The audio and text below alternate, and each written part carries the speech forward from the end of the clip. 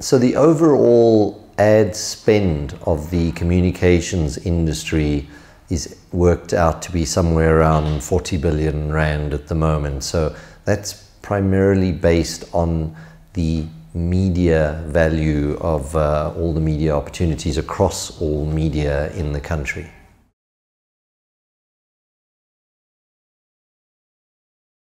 The way to look at it is to say, what's the value of an idea? And that's really where the great part is that what you're doing, even with media spend. So if you have a billboard and you say, I've got a huge billboard and that billboard is blank.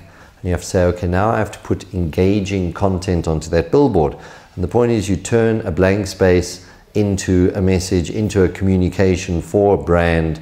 And what you actually have to take is you have to take an idea and make that idea into a reality and use media space to carry a message that ultimately serves the purpose of a business.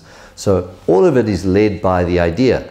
So no matter how you look at it, if you take the idea away, you're simply left with a blank piece of space. Probably one of the best studies I've seen is James Herman did a study called The Case for Creativity, where he looked at 20 years of data and said, over 20 years, where's the value of creativity? So he compared creative work against non-creative work, and you say, what is creative? So he simply said, I'm going to compare award-winning work on the one side versus non-award work on the other side. And what were the results? And he showed real quantitative differences showing that brands, so companies that produce more creative work, do better out of it from a business point of view. And he put certain metrics of it. So as an example, he showed that if you want to increase your market share, showed that creatively award-winning work is 11 times more efficient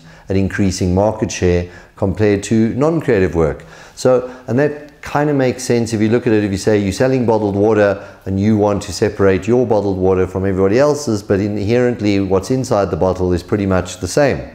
So how do you stand out? To stand out, you have to be different, you have to be innovative. And he's put a number to that, and he said you will be 11 times more efficient at your message if you're doing creative work.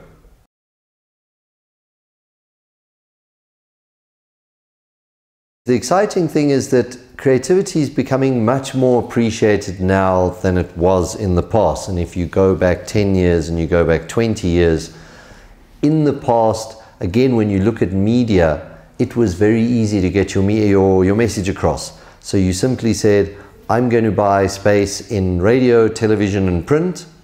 And if I'm talking about the 80s, you guaranteed that your audience are going to get in the car in the morning, they're all going to listen to the same radio station, they're all going to read the same newspaper, and they're all going to go home in the evening and watch the same TV station. And you can say, if I simply cover that media across a period, I will capture my market share. Today, things have changed massively. I have no idea what you're going to do when you go home this evening, what you're going to read, what you're going to see. People are using the internet, social media, Facebook.